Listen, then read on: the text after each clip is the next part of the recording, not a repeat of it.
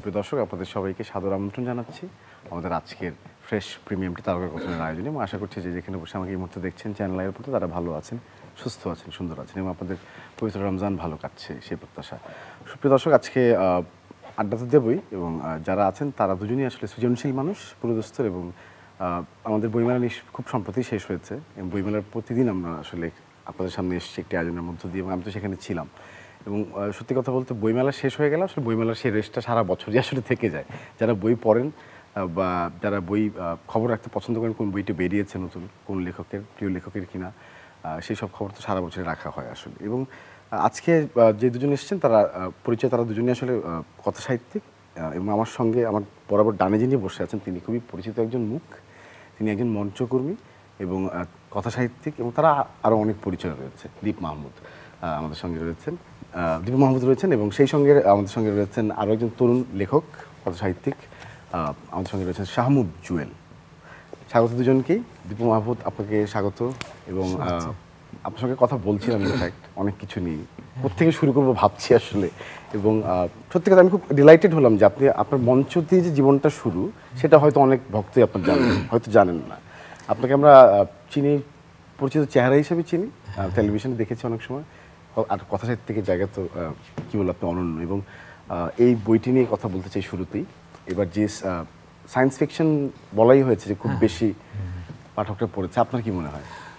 Science fiction এবং মানে এবার শুধু না, এর আগেও যেটা দেখা গেছে যে আমাদের বিশেষ করে তরুণ সমাজের ভেতরে সায়েন্স ফিকশন একটি বড় রকমের আগ্রহ তৈরি হয়েছে এবং আগ্রহ আছে।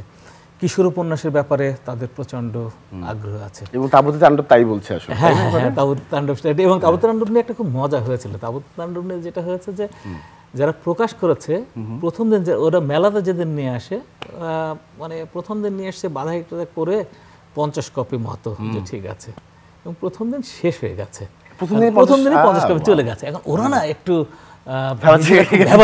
এটা কি হলো সেই। তো দেখ, ঘটনাটা আপনার চলছে, আমি বললাম যে দেখো প্রতিদিনে কিন্তু মানে এরকম ঘটনা ঘটবে না, হঠাৎ করে হয়তো এটার প্রচার গেছে, সবাই জেনেছে, বিক্রি হচ্ছে প্রথম দিন। শেষের আগের দিন আমি গেছি যে 2 কপি বই সংগ্রহ করার জন্য, আমার জন্য কাউকে দিব, আমার সঙ্গে আবার 2 জন গেছে। তখন খুব বিব্রত ভাবে আমাকে বলছে যে বই তো সব শেষ হয়ে গেছে, এখন বলছে নতুন করে আর শেষের দিনের জন্য এই করে নাই, কারণ এখন ভেজা থাকবে, বাধাইটা খুব ভালো হবে না, আমরা বই মেলার পরেই এটাকে বাধাই করবো। মানে ওরা না, মানে মেলা যেহেতু খুব মানে অর্গানাইজড ওয়েতে হচ্ছিল না, এরকম ছিল না, সেই সময় ওরা যতগুলো বই বাধাই করবে সবগুলো বিক্রি হয়ে যাবে এটা চিন্তা করেন। তখন আমার মনে হলো যে না, কিছু পাঠক আছে, বিশেষ করে আমাদের তরুণ প্রজন্ম, যারা বই খোঁজে এবং যারা পড়তে আগ্রহ বোধ করে।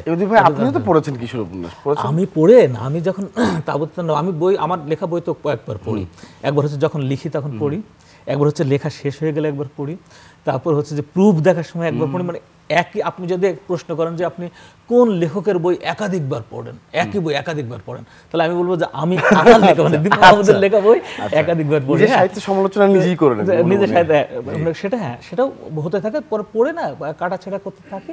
তো তাবুত তাণ্ডব যখন পড়ি আমি খুবই তখন এক্সাইটেড ছিলাম, এবং আমার কাছে মনে হলো যে অনেকদিন পর এরকম একটা বই পড়ছি যে যখন মানে বই রেখে ওঠা যাচ্ছে না। তখন আমি কাউকে বলি যে তুমি যখন বইটি পড়বে তখন একদম মানে নিরবচ্ছিন্ন সময় নিয়ে পড়বে, মানে তোমার অন্য কোনো কাজ নেই, কিচ্ছু নেই, তুমি এটা পড়ার জন্য অন্য কোনো কাজ থাকলে কিন্তু তুমি উঠে গিয়ে পড়তে পারবে না। হ্যাঁ, মানে ডাইভার্ট হয়ে যায় অনেক সময়, কিন্তু বই ভালো হলে কিন্তু আমরা একদম ঢুকে যাই, সেটা ঢুকে যাই। আরেকটা যেটা কথা হচ্ছিল যে মানে সায়েন্স ফিকশন, এটা বেশ কয়েক বছর ধরে আমরা দেখছি, প্রতি বছরই কিন্তু সায়েন্স ফিকশন যখনই মেলায় আসে, এমনকি প্রত্যেকটি বই মেলাতে 2য় বা 3য় মুদ্রণ চলে আসে।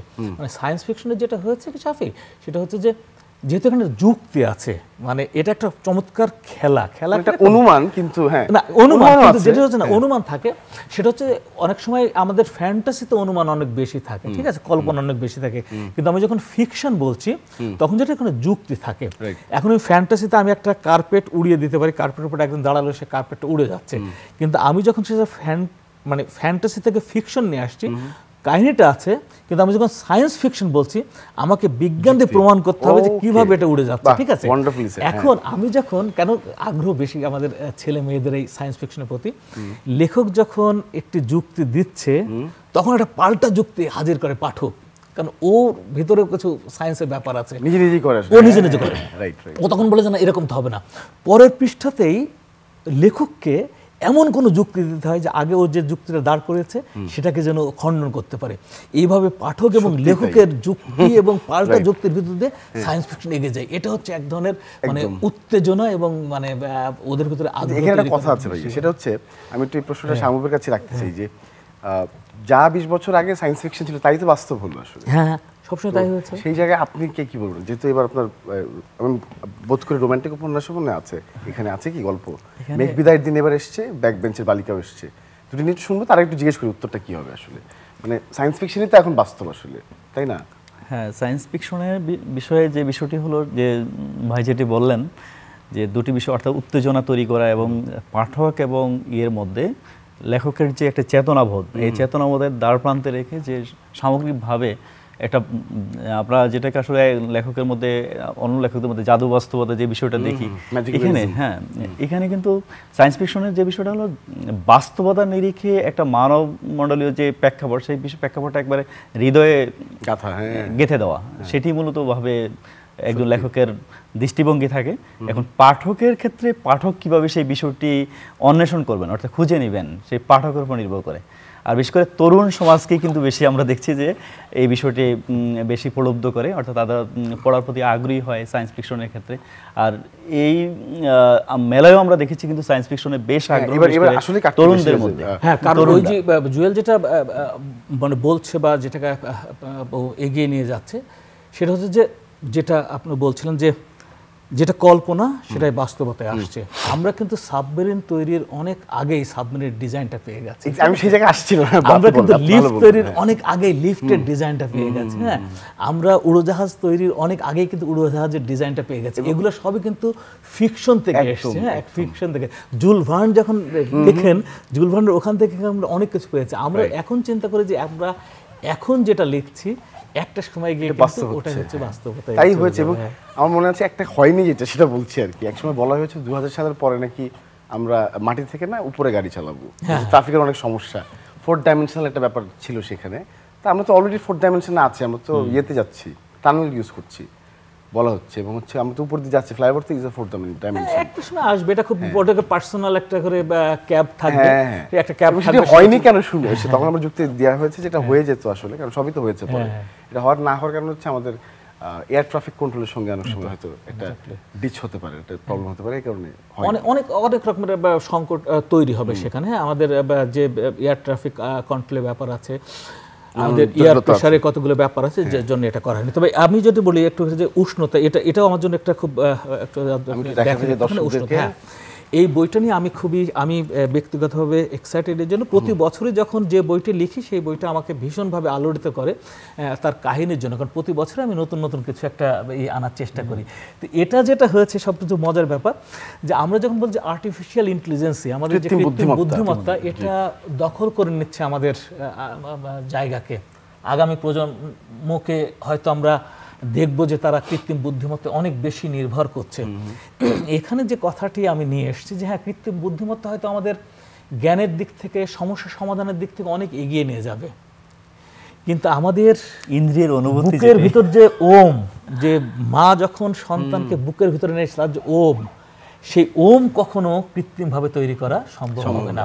আরেকটা বিষয় হচ্ছে যে একজন আর যে স্পর্শ করে, এই স্পর্শের যে অনুভূতি, ওর ভিতরে যে আমার যে বিট, এই যে স্পন্দন, এই স্পন্দন কখনো আর্টিফিশিয়ালি তৈরি করা সম্ভব না। এটাই ফিকশনের ভিতর দিয়ে নিয়ে আসা হয়েছে যে আমরা যে যাই করি, মানুষকে ভালোবাসা, মানুষের সঙ্গে থাকা, মানুষের স্পর্শে থাকা, আরেকজনকে মানে হাগ করা, এই যে জড়িয়ে ধরা, এইটার হিউম্যান টাচ। হ্যাঁ, হিউম্যান টাচকে তুমি কখনো মানে এড়িয়ে যেও না, হিউম্যান টাচকে কখনো ছেড়ে যেও না। তুমি যদি হিউম্যান টাচকে ছেড়ে দাও, তুমি জীবনের একটা বিশাল অংশকে তুমি মিস করবে, তুমি হচ্ছে যে জীবনে অনেক কিছু থেকে তুমি বঞ্চিত হবে যদি তুমি হিউম্যান টাচকে শামুকজল হিউম্যান টাচে আছেন বেশ খানিকটা, আমার মনে হয় একটু মেঘবিদায়ের দিন যদি বলেন।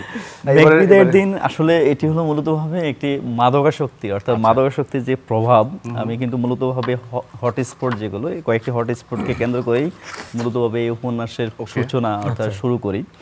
আর আমি মূলত লেখালেখির ক্ষেত্রে যে বিষয়টা হলো যথেষ্ট অনুসন্ধান ধর্মী, অর্থাৎ যখন একটি লেখা লিখবো সেই ক্ষেত্রে লেখার যে উপাদান খোঁজার জন্য যে বিষয়টি, যে স্পটগুলো নির্ধারণ করা এবং সেখানে যে চরিত্রগুলো আমি নেব, অর্থাৎ সেখানে সেই চরিত্রগুলো কি করছে, তাদের কথাগুলো কি, তাদের কাজগুলো কি, সেই বিষয়গুলোকে আমি প্রথমত অনুসন্ধান করি এবং এই সমীক্ষার মধ্য দিয়ে তারপরে আমি মূলতভাবে লেখায় বাস্তবতায়, যেহেতু আমার মৌলিক কাজগুলো মূলত হলো পরিবেশ, অর্থাৎ প্রকৃতি ও পরিবেশ নিয়ে আমি কাজ করি।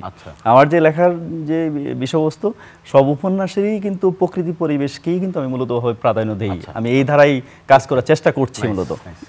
এখানে মাদকাসক্তির প্রভাবে যে তরুণদের যে অর্থাৎ ঝরে পড়ার যে দৃশ্য, সেই দৃশ্যটি আমি মূলতভাবে কিছু কিছু অঞ্চল যখন আমি সেখানে অনুসন্ধানে বের হই, তখন সেখানে আমি যে তরুণদের মধ্যে যে একটি বিষ ভাসবে নষ্ট নীড়ের যে আকাঙ্ক্ষা দেখতে পায়, যে তারা ঝরে যাচ্ছে, পড়াশোনা থেকে বিমুখ হয়ে যাচ্ছে এবং কিশোর গ্যাংয়ে পরিণত হচ্ছে, একটা সমাজকে যারা বিনির্মাণ করবে, যে তারুণ্যের উৎসব আমরা যেটা আমরা এখন মনে করছি, কিন্তু সেই বিষয়টি এই তরুণদের মধ্যে যে এই বহে যাওয়া, অর্থাৎ তারা যে এই যা লাইনচ্যুত হয়ে যাচ্ছে, এই বিষয়টি মাদকাসক্তির যে প্রভাব, সেই বিষয়টি আমি কিন্তু মূলত হবে আমার মাদকাসক্তি উপন্যাস আমি তুলে ধরেছি। আচ্ছা আচ্ছা, মাদকাসক্তি কি শুধুমাত্র রেসপন্সিবল এটার জন্য, অন্য কিছু কি না?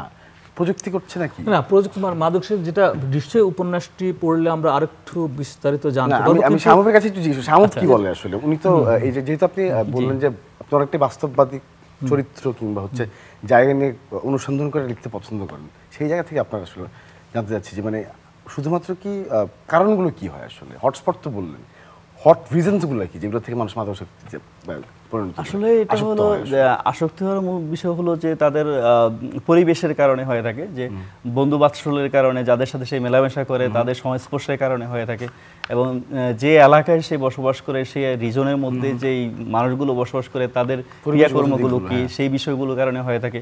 আবার আরেকটা বিষয় হলো সহজলভ্য হয়ে যাওয়া, অর্থাৎ যখন একটা জিনিস সহজলভ্য হয় তখন সে সেটা টাচ করতে চায়, যে আসলে এই জিনিসটা কি আমি একটু দেখি।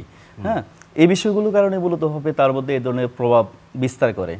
আর বিশেষ করে আমি যেই জায়গাগুলোতে কাজ করেছি, আমি দেখেছি যে তরুণদের মধ্যে কলেজ পড়ুয়া স্টুডেন্ট, সেই উচ্চ মাধ্যমিকে পড়াশোনা করছে, কিন্তু সে ক্লাস ফাঁকি দিয়ে সে দেখা যায় অন্য একটা জায়গায় সে মাদক সেবন করছে।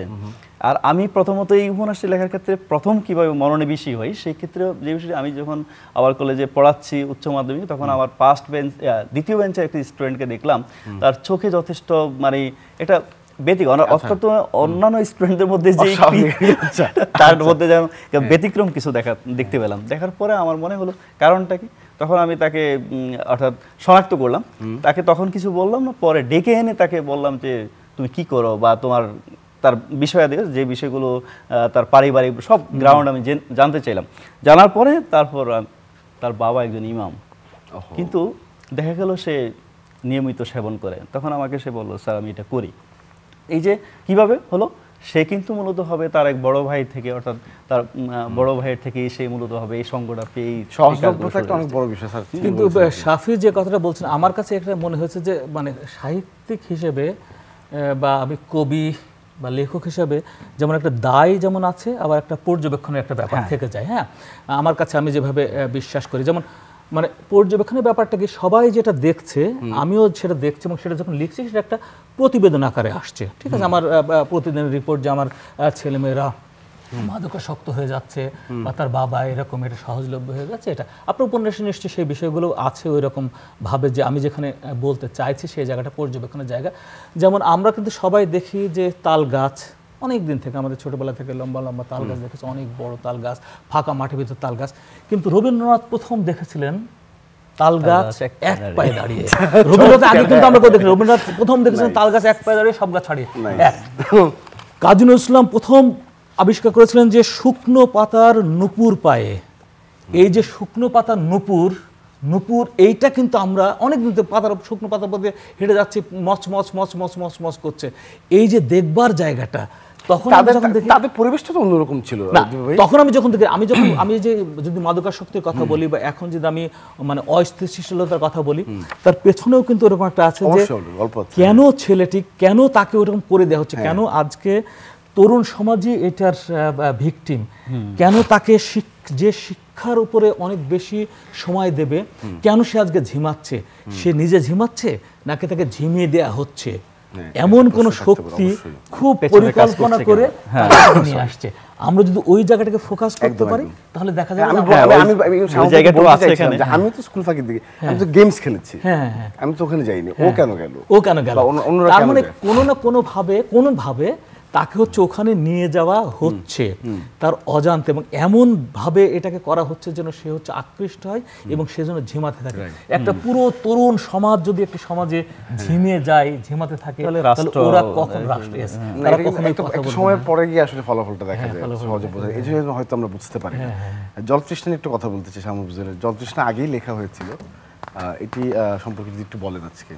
জলতৃষ্ণা মূলতভাবে এটি হলো নদী এবং জলাশয়, অর্থাৎ জলাশয়ের যে ভরাটের যে দৃশ্য সেটি, আর নদীর যে বালু উত্তোলনের কারণে যে নদীর যে নাব্যতা হারিয়ে ফেলেছে, বিশেষ করে ইলিশের যে আবাদ ছিল এই আবাদ নষ্ট হয়ে যাওয়া, এই যাবতীয় বিষয় মূলত প্রেক্ষাপটকে ধারণ করেই যে গ্রাম বাংলার যে বিষয়াদি এসেছে এখানে, যে সেটি হলো যে আমাদের আমি যে অঞ্চলে বসবাস করি, অর্থাৎ আমি যে অঞ্চলে বড় হয়েছি সেই অঞ্চলে আমি দেখেছি যে কৃষি অর্থাৎ আবাদি জমিগুলো প্রতিনিয়ত ভরাট হয়ে যাচ্ছে। পার্শ্ববর্তী যে নদী ভরাট করেও কিন্তু সেখানে দেখা যায় বিভিন্ন ধরনের দেয়াল এবং আপনার কমপ্লেক্স তৈরি করা হচ্ছে। এগুলো কারা করছে? যারা হঠাৎ করে দেখা যায় যে আপনার উচ্চ মাধ্যমিক পড়াশোনা করেই কিন্তু বাইরে চলে যাচ্ছে। ওরা কিন্তু অত্যন্ত মেধাবী ছাত্র, হয়তো বিভিন্ন খোঁজ নিলে দেখা যায় তারা বিভিন্ন স্কুল কলেজে খুবই মেধাবী ছাত্র ছিল, কিন্তু তার মধ্যে একটি বিষয় কাজ করে যে আমাকে অনেক বড় হতে, অর্থাৎ আর্থিকভাবে আমাকে অনেক বেশি স্বাবলম্বী হতে হবে। এই দৃষ্টিকোণ থেকে সে যখন আর্থিকভাবে স্বাবলম্বী হয় তখন তার পূর্বপুরুষ কিন্তু কৃষিকাজ করতেন, হয়তো কেউ কৃষক ছিলেন, এখন তার মধ্যে হলো এই যান্ত্রিক একটি বিষয় চলে আসার কারণে তখন সে কিন্তু তার তিনটি বিষয় এখানে আসে। তার পূর্বপুরুষ হলো কৃষিকাজ করতেন, সে পড়াশোনা বাদ দিয়ে সে বাইরে চলে যায়, বাহির থেকে সে টাকা আর্ন করে সে দেশে কি করে অট্টালিকা গড়ে তোলে, দালান গড়ে তোলে, আর তার পরিবারে যে সন্তানটি প্রজন্ম হিসেবে গড়ে ওঠে সেই প্রজন্মকে সে কিন্তু পরকালীন মুক্তির জন্য সে কোনো মাদ্রাসায় দিয়ে দেয়। অর্থাৎ তিনটি ক্যাটাগরি, এই মূলতভাবে জলতৃষ্ণা উপন্যাসের যে জলের তৃষ্ণা, আমরা থ্যালিসের একটি সংজ্ঞায়নে পাই যে পৃথিবীর মধ্যে সবচেয়ে বেশি শক্তিশালী উপাদান হলো কিন্তু জল, কিন্তু সেটি বিনাশ করেই কিন্তু এই তিনটি প্রজন্ম ক্রমহারে বিলুপ্ত হয়ে যায়। আমরা আমাদের এই প্ল্যানেটটা হ্যাবিটেবল হওয়ার কারণ একটাই, আমাদের এখানে জল আছে, আর কোথাও না থাকার কারণে হয়তো হ্যাবিটেবল না। অনেক ট্রিলিয়ন্স অফ প্ল্যানেটস আছে অলরেডি বেরিয়েছে, মানে দৃশ্যমান, মানে হ্যাবিটেবল ইউনিভার্স কিন্তু কোথাও নাই। আমি কয়েকদিন আগে বলছিলাম যে যতই তোমরা চিৎকার চেঁচামেচি করো যে অন্য গ্রহে চলে যাবে একসময়, অন্য গ্রহে কোথাও হবে না, ঠিক এই কথাটা বলছিলাম যে কোথাও কিন্তু পানি না থাকলে বাঁচবে না। তুমি যেভাবে পৃথিবীটাকে পেয়েছো, এই পৃথিবীটাকে আরো সুন্দর করার চেষ্টা করো, এটাকে ভালো রাখার চেষ্টা করো। এই যে করোনা যখন এলো, আমরা যখন সবাই ঘরের ভিতর আটকানো, তখন খেয়াল করে দেখেছেন পরিবেশ কত নির্মল হয়ে গেল, কত সুন্দর।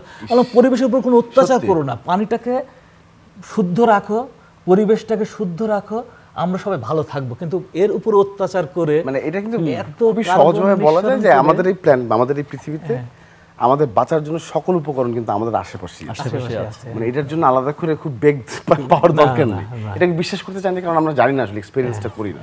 আদারওয়াইজ কিন্তু কথা কিন্তু সত্যি। এবং পানির কারণেই তো আসলে হয়, বৈজ্ঞানিকরা বলে যে পাওয়া যাচ্ছে, মলিকিউল পাওয়া গেছে, কিন্তু পাওয়া তো যাচ্ছে না কোথাও পানি।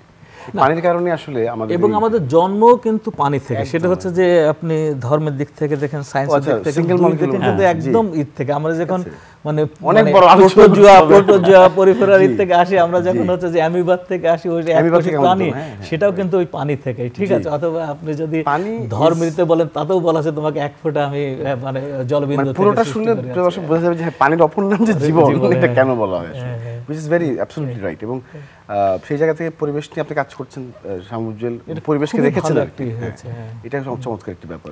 ব্যাক বেঞ্চের বালিকা, বালক থেকে বালিকা, একটু শুনতে চাই কি নিয়ে আসলে লেখা। আসলে মূলত ভাবে এটি গল্পের বই। এই গল্প গ্রন্থে মূলত 18 প্রথমত 18টি গল্প ছিল, পরে 19টি গল্প এখানে নেওয়া হয়েছে। তো যে গল্পটির নামকরণ অনুসারে মূলত গ্রন্থের নাম, সেটি হলো একবেঞ্চে বালিকাকে পাঠালেন কেন জিজ্ঞেস করছে। যেটা হলো যে একজন ছাত্রী, অর্থাৎ সে পড়াশোনায় খুবই ভালো এবং ক্লাসেও মনোযোগী, কিন্তু কখনই সে ক্লাসে যে তার পক্ষ থেকে যে ধরনের রেসপন্স দেওয়ার কথা সে ধরনের রেসপন্স কিন্তু কখনই সে দেয় নাই। কেউই তাকে আবিষ্কার করতে পারেনি যে আসলে সে কি ধরনের মেধাবী ছাত্রী ছিল। তো পরক্ষণে দেখা গেল তার ফলাফল তাকে বলে দিল। সে যখন আমরা এটা নিয়ে যথেষ্ট আছে, বিতর্ক আছে যে ফলাফল এবং মেধা দুটি কিন্তু একই বিষয় নয়। আসলে কি এক স্যার আপনি উত্তরটা দিয়ে তারপর আসলে তার ক্ষেত্রে যেটি ব্যতিক্রম হয়েছে সেটি হলো যে সে মেধাবী এবং ভালো ফলাফলও করেছে, কিন্তু দেখা গেল যে বিষয়টি হলো শিক্ষকরা তাকে আবিষ্কার করতে পারেনি বা সহপাঠীরা তাকে আবিষ্কার করতে পারে। যখন সে ফলাফল করার পর সবার মধ্যে একটি মানে রহস্য ধূম্রজাল তৈরি হলো যে সে কিভাবে এই ধরনের ফলাফল করলো। তো তৎপরবর্তীতে তাকে নিয়ে যখন চিন্তা করা হয়, শিক্ষক যখন এবার তাকে নিয়ে চিন্তা শুরু করলেন, শুরু করতে গিয়ে দেখা গেল যে তার ভিতরে যথেষ্ট মেধার উন্মেষ রয়েছে, কিন্তু সেটি পরিচর্যার অভাবে মূলতভাবে সেটি আরো বেশি বেগবান হওয়া, আরো বেশি ফলপ্রসূ হওয়া সেটি হয়ে ওঠেনি। তৎপরবর্তীতে সে অর্থাৎ একটা নতুন কিছু আবিষ্কার করে, নতুন কিছু আবিষ্কারের মধ্যে তার চিন্তা হলো যে আমরা কিভাবে কৃষিকাজকে কিভাবে যুগোপযোগী করতে পারি, কৃষকদেরকে কিভাবে যুগোপযোগী চিন্তার মধ্যে নিয়ে আসি। অর্থাৎ এই বিষয়গুলো যখন, এই ডমিনগুলো যখন সাধারণ মানুষের মধ্যে, কৃষকদের মধ্যে ছড়াইয়া দেয়, তখন তার মধ্যে এই সাধারণ আশেপাশে যারা আছে তার প্রতি আস্তে আস্তে প্রলুব্ধ হতে থাকে। তো এই বিষয়গুলোর মধ্য দিয়ে মূলত হবে যে একজন ব্যাক বেঞ্চের বালিকা, অর্থাৎ এই আমরা কিন্তু খনার বচন শুনেছি যে নারী কৃষিকাজটা কিন্তু নারীর দিয়ে, যদিও পুরুষরা করছে কিন্তু নারী দিয়েই শুরু। তো এই দৃষ্টিকোণ থেকে মূলত হবে একজন ব্যাক বেঞ্চার নারী কিভাবে একটা গ্রাম বাংলা থেকে উঠে এসে একটা বিপ্লব, অর্থাৎ কৃষি বিপ্লবের চিন্তা করছে, সেই বিষয়টি এখানে তুলে ধরা হয়। তবে এই কথা কিন্তু অনেকে আপনারা বলবেন দয়া করে, যে কারণ হচ্ছে যে কৃষি থেকে, এগ্রিকালচার রেভলিউশন থেকে তো সবকিছু শুরু আসলে আমাদের, তাই না? আমাদের কৃষি প্রধান দেশ তারপরে এবং পৃথিবীর বিভিন্ন জায়গায়, কথাই বলছি পৃথিবীতে বিভিন্ন জায়গায় এগ্রিকালচার রেভলিউশন, এটাই হচ্ছে মূল। আমরা উত্থান এবং প্রকৃতি থেকেই কিন্তু আমরা আমাদের সভ্যতাকে মানে খুঁজে পেয়েছি, আর্ন করেছি। এবং পৃথিবীতে একটা সময় ছিল যখন আসলে মানুষের কোনো ভাষা ছিল না, মানুষ বডি ল্যাঙ্গুয়েজ কি ব্যবহার করে এবং ইশারা ঠিক বলে বডি ল্যাঙ্গুয়েজই বলবে এটাকে, মানে হয়তো মানুষ একজনকে দেখে বুঝতে পারতো যে কি ভাবছে আসলে। এটা আসলে আধ্যাত্মিক কিছুই না, অনেক কিছু আমরা আধ্যাত্মিক মানে স্পিরিচুয়ালিটি ইজ মিস্টেকেন থ্রু আধ্যাত্মিকতা আসলে, but it is not like that. এটা হচ্ছে যে আমাদের যা কিছু না সবকিছুই হয়ে গেছে, মানে লেখা হয়ে গেছে, বলা হয়ে গেছে। আমরা যেটাকে যে আধ্যাত্মিকতা বলি এখন যে স্তরে সেটা আছে, যে স্তরের সাথে কানেক্ট করতে পারেন তিনি সেই স্তর থেকে সেটাকে নিতে পারেন, আহরণ করতে পারেন। এখন আপনি একটা স্তরে গেছেন, আরেকজন আরেকটি স্তরে গেছে, আরেকজন আরেকটি স্তরে গেছেন। রবীন্দ্রনাথ একটি স্তর পর্যন্ত নিয়ে তিনি সেখান থেকে ইনফরমেশন কালেক্ট করেছেন। প্রফেট একটি স্তরে গেছেন, তিনি সেখান থেকে ইনফরমেশন কালেক্ট করেছেন, ঠিক আছে? মাইকেলেঞ্জেলোকে যখন বলা হলো যে তুমি এত সুন্দর একটি ভাস্কর্য তৈরি করেছো, উনি বললেন যে আমি কিছুই করিনি, ওটা ওই পাথরের ভিতরে ছিল, আমি শুধু খোদাই করে ওটাকে বের করে নিয়ে এসেছি ওখান থেকে, আমি শুধু শেপ করেছি। অর্থাৎ পৃথিবীতে যা কিছু সবকিছু কিন্তু আছে, এক্সিস্ট করছে, আমাদেরকে ওখান থেকে খুঁজে আনতে হবে, আমাদেরকে নিয়ে আসতে হবে। গল্প খুব জমে উঠেছে এবং গল্প করতে করতে শেষ হয়ে যাবে সবকিছু। আগে একটু বইগুলোর কথা একটু বলে নিই। 7টি বই যেটি বেরিয়েছে এবার দীপু মাহমুদের, সেগুলো সম্পর্কে 7 নাম যদি একটু বলে দিতে পারি আমরা দর্শকদেরকে। না, সেটা হচ্ছে আমি বললাম দুটো উপন্যাস এসছে, দুটো সায়েন্স ফিকশন এসছে, দুটো কিশোর উপন্যাস এসছে এবং একটি শিশুতোষ বই এসছে। আমি সব বয়সের পাঠকের জন্য লিখি, এক। দ্বিতীয়ত হচ্ছে যে বিভিন্ন জনরার বা বিভিন্ন ধরনের লিখি আমি, মানে বই লিখে থাকি। যেমন উপন্যাস এবার আমি একটু বললাম যে নিঃসঙ্গ নটি এখানে আছে, যেটা আমি একটুখানি বলি, তারপরে তো অন্য একটা বইয়ের কথা আমি ছোট্ট করে একটু বলি। যে আমাদের শ্রদ্ধেয় অভিনেত্রী মানে বিনোদিনী দাসী, যার উপাধি ছিল হচ্ছে নটি অভিনেত্রী, নটি আপনারা জানেন যে অভিনেত্রী, তার সম্পর্কে নটরাজ বলি, ওরকম বলে যে নটি বিনোদিনী, উনি ছিলেন নটি বিনোদিনী। হ্যাঁ, কি যেন বলছেন? তার সম্পর্কে আর কি একটি অংশ থেকে এখানে তুলে ধরা হয়েছে, আমি কথা বলেছি এই ব্যাপারে আপনার সঙ্গে। একটি অংশ মানে যেটা হচ্ছে যে এখানে কয়েকটা ডাইমেনশন এখানে আছে। সেটা হচ্ছে, একটা হচ্ছে যে মানে আমরা সবসময় বলি যে যারা নারী তারা বা যারা হচ্ছে যে পতিতা পল্লীতে জন্ম, তারা বিভিন্নভাবে হচ্ছে প্রতারণা করে, ছলনা করে, কিন্তু এখানে পুরুষ তাদের সমাজ ছলনা করেছে। ধন্যবাদ আপনাকে, ধন্যবাদ শামুজ্জ্বল, আপনাকে ধন্যবাদ। আমরা আয়োজনে একদম শেষ প্রান্তে চলে এসেছি প্রিয় দর্শক, নিশ্চয়ই বইগুলো পড়ে দেখবেন, পড়ে ভালো লাগবে আপনাদের সবার। আন্তরিক ধন্যবাদ, শুভেচ্ছা সবার।